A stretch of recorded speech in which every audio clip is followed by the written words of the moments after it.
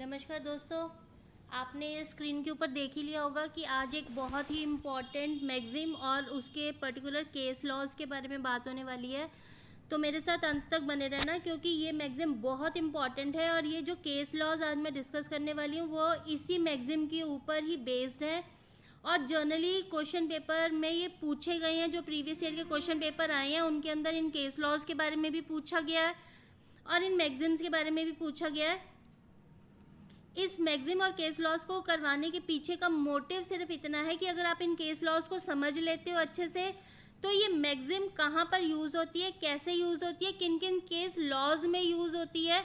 तो एआईबी का एग्ज़ाम देते हो या क्लैट का देते हो या कोई भी जुडिशियल एग्ज़ाम देते हो तो आपके लिए बहुत हेल्पफुल हो सकता है। तो मैगज़ीन जो है वोलेंटी नॉन फिट इंजूरिया, ठीक है, इसके बारे में आज बात करने वाले हैं। बहुत इंपॉर्टेंट मैगज़ीन है। If any person commits any wrongful act which causes injury to another person, he is held liable. ऐसा ही होता है ना कि अगर आपके साथ किसी ने कोई गलत कर दिया है, कोई प्रॉब्लम आ गई है, तो ऑब्वियसली आप उसको you'll make him liable कि भाई तू मेरे पैसे वापस कर या तू मेरे जो डैमेजेस हुए हैं इसको मैं क्लेम करूँगा तो मेरी पेमेंट कर। पर कुछ ऐसी सिचुएशंस होती हैं जिसके अंदर अगर आपको कोई भी किसी भी तरह के डैमेजेस होते हैं तो भी आप सेकेंड पार्टी से क्लेम नहीं कर सकते हो। बट इन सम और certain cases if a person suffers some losses because of the act of another person, he cannot claim damages from that person. Such defense is available to the defendant according to the maxim volenti non fit injuria. इस particular magazine के अंदर ऐसी situations available हैं कि अगर आप second person को liable करते हो किसी भी तरह के डैमेजेस के क्लेम के लिए तो आप उस चीज़ को क्लेम नहीं कर सकते हो अंडर दिस मैगज़ीन। आ रहा समझ आपको? इस मैगज़ीन के अंदर फिर देख लो एक बार। If any person commits any wrongful act which causes injury to another person, he is held liable and has to pay damages to the victim. But in some or certain cases, if a person suffers some losses because of the act of another person, he cannot claim damages from that person. Such defense is available to the defendant according to the maxim volenti non fit injuria. It is the duty of every person to act with reasonable care in order to avoid any harm which may occur due to their failure of taking such care. मतलब अगर आप किसी भी तरह का कोई काम करते हो तो उसमें आपको ही अटमोस्ट केयर रखनी पड़ेगी और अगर किसी भी तरह का कोई हार्म होता है, कोई फेलियर होता है तो इसके लिए आप दूसरों को लायबल नहीं ठहरा सकते हो।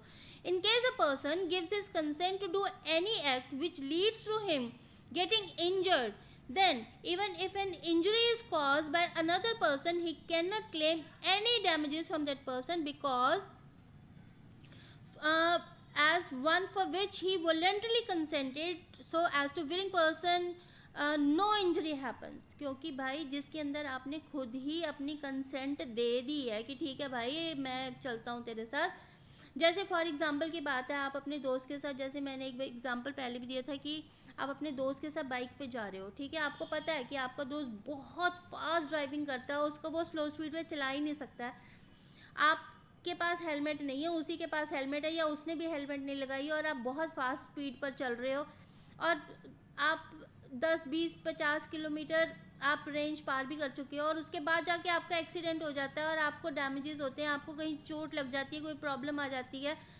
तो इसका मतलब ये नहीं है कि अब आप उसको डैमेजेस के लिए क्लेम करो। अब आप उसके लिए डैमेजेस क्लेम कर नहीं सकते। क्यों? एक तो इतना लंबा सफ़र आपने तय किया, आपको पता था कि वो तेज़ चलाता है, आपने कोई सेफ्टी अपने मेजरमेंट आपने यूज़ नहीं किया, उसके बावजूद भी आप उसके साथ बैठे। अब आपको कोई चोट लगे, आपको कोई भी दिक्कत आए तो आप उस चीज़ के लिए उसको क्लेम अब नहीं कर सकते किसी भी हालत में, जो मर्जी हो जाए। आ रहा आपको समझ? अब इसके लिए हम कुछ लैंडमार्क केसेस हैं इसी मैगजीन्स के ऊपर। Hall versus Brooklands. सबसे पहले इस केस को समझो।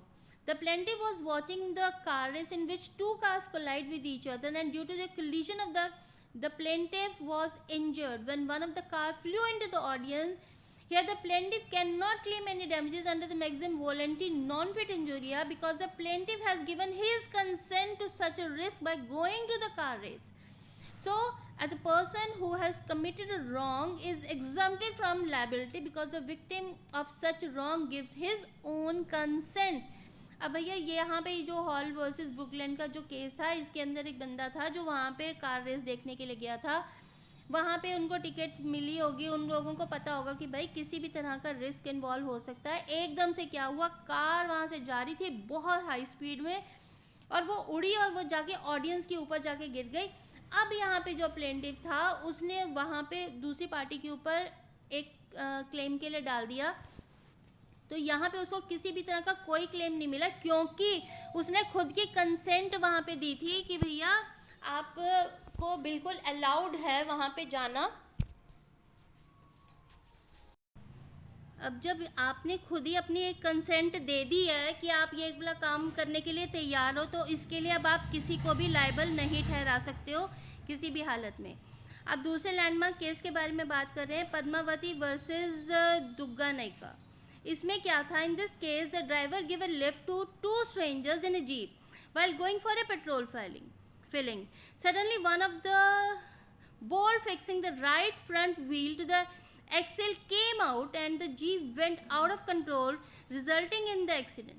Both the strangers were tossed away and one of them died while the other suffered serious injuries. It was held by the court that the defendant cannot be held liable for the act. It was a sheer accident and plaintiff voluntarily entered into the jeep. Here the defense of voluntary non-fit injury came and be successfully pleaded. अब इसके अंदर क्या था कि भैया कोई बंदा जा रहा होगा, पद्मावती वैसे दुग्गा नायका का केस था, इसमें किसी ने लिफ्ट मांगी होगी, दो लोगों ने, एक बंदा जा रहा होगा जीप के अंदर, पेट्रोल की फिलिंग के पॉइंट ऑफ व्यू से जा रहा था। कौन जा रहा था, तो उनमें से क्या हुआ, उन्होंने लिफ्ट मांगी, उन्होंने कहा कि ठीक है आप बैठ जाओ। एकदम से क्या हुआ, जो फ्रंट व्हील था उसका जो एक पहिया था उसके फ्रंट व्हील के अंदर से कोई पेच निकल के गिर गया होगा या पेच लूज़ हो गया होगा, गिर गया होगा और एकदम से जो गाड़ी थी वो आउट ऑफ कंट्रोल हो गई। इसकी वजह से वहाँ पे एक बहुत बड़ा एक्सीडेंट हुआ और वो इतना मेजर एक्सीडेंट था कि एक बंदा तो ऑन द स्पॉट मर गया और जो दूसरा बंदा था उसको बहुत ज़्यादा सीरियस इंजरीज हुई। अब वो पहुंचा कोर्ट के अंदर, तो कोर्ट ने उसको वॉलंटरी नॉन फिट इंजूरिया का एग्जाम्पल देते हुए कहा कि आप इस चीज़ के लिए क्लेम नहीं कर सकते हैं। क्यों? क्योंकि आप वहाँ पे वॉलंटरली उस जीप के अंदर खुद बैठे थे, आपको किसी ने बैठने के लिए इंसिस्ट नहीं किया था, आपको किसी ने नहीं कहा था कि आप जाइए वहाँ बैठिए, आप खुद वॉलंटरली उस जीप के अंदर बैठे थे और इसके अंदर किसी भी तरह के कोई भी गिल्टी माइंड इन्वॉल्व नहीं है, तो इसमें जानबूझ के इंटेंशनली कुछ भी नहीं किया गया है, तो यहाँ पे वॉलंटरी नॉन फिट इंजूरिया वाला केस ही मेंशन होगा। नेक्स्ट पढ़िए, वुलब्रिज वर्सेस समनर। इसमें क्या था, in this case the plaintiff being a photographer was at the horse show and was standing in the boundary of the arena. Suddenly one of the horse in the show took a round, due to which the plaintiff frightened and fell into the arena and suffered serious injuries. He sued the defendant from the injuries suffered. The court held that the defendant was not liable as plaintiff had given his consent to the risk involved. So here the defense of voluntary non-fit injuria was successfully pleaded. ठीक है। अब एक photographer था, वो horse race में जाता है, एक ऐसी जगह पे खड़ा होता है जहाँ से वो फोटोग्राफ्स क्लिक कर रहा होता है।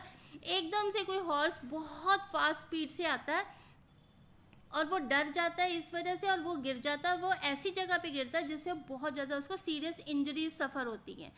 अब ये होने के बावजूद क्या होता है कि वो उसको कोर्ट में लेके जाता है कि चल भाई मेरे डैमेजेस दे क्योंकि मुझे बहुत सीरियस इंजरीज हुई हैं, पर कोर्ट ने उसको ये कहते हुए रिजेक्ट कर दी उसकी प्ली को कि यहाँ पे वॉलंटरी नॉन फिट इंजूरिया था क्योंकि आपने अपनी कंसेंट दी थी कि आप एक हाई रिस्क वाली जगह पर खुद जा रहे हैं, आपको वहाँ पे किसी ने बुलाया नहीं था, आपने टिकट लिया, वहाँ पे फोटोग्राफी कर रहे हैं और उसके बाद आप वहाँ पे पहुँचे हैं, आपने सेफ्टी मेजर्स को भी अपने आप यूज़ नहीं किया, आप पर्टिकुलर जगह पे खड़े हो सकते थे, तो यहाँ पे आपकी कंसेंट मिलने के बाद ही आपको वहाँ पे पहुँचे हो, तो इसलिए यहाँ पे voluntary non fit injuria case ही मेंशन होगा। नेक्स्ट पढ़िए, Thomas versus Quarterman. In this case the defendant owned a brewery and the plaintiff was an employer. While trying to remove the lid from the boiling tank, the lid got tightly stuck and he applied extra force to pull the lid. Due to that extra force, he fell into the container which was filled with very hot liquid and suffered serious injuries. The plaintiff sued the defendant, but the court held that the defendant was not liable as the risk was clearly visible and the plaintiff voluntarily took that risk.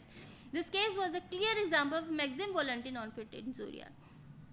अब इसमें देखिए कि दो बंदे थे. क्या हुआ कि एक बंदा था, एक कंटेनर के ऊपर चढ़ गया, उसको कहा गया कि भाई तुम इसका कोई लिड होगा, इसको निकाल दो क्योंकि उसके अंदर कोई दिक्कत आ गई होगी. तो उसने कोशिश की होगी उसकी जो लिड थी उसको निकालने की, पर वो इतने टाइटली स्टक थी कि उसने अपना बहुत ज़्यादा एक्स्ट्रा फोर्स को उसमें यूज़ किया.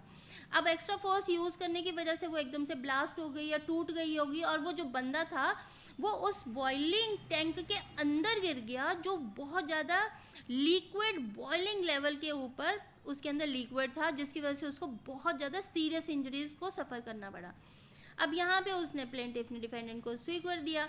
अब यहाँ पे भी कोर्ट ने वॉलंटरी नॉन फिट इंजूरिया का एग्जाम्पल लेते हुए उसको किसी भी तरह के डैमेजेस को देने के लिए बिल्कुल मना कर दिया, क्योंकि उसने ये कहा कि आपको अच्छे से पता है कि ये एक बॉइलिंग लेवल का लिक्विड था इसके अंदर और आपने किसी भी तरह का सेफ्टी मेजर यूज़ नहीं किया जो आपको खुद करना चाहिए था.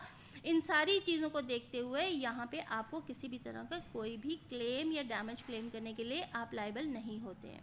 नेक्स्ट देखिए RV. Williams. In this case the accused was a music teacher. He obtained the consent of a student by fraud.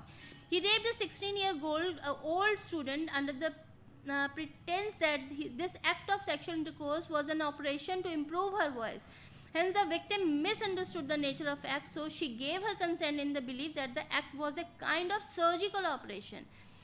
The court found the accused guilty of a rape and defense of voluntary non-fit injuria was discarded by the court.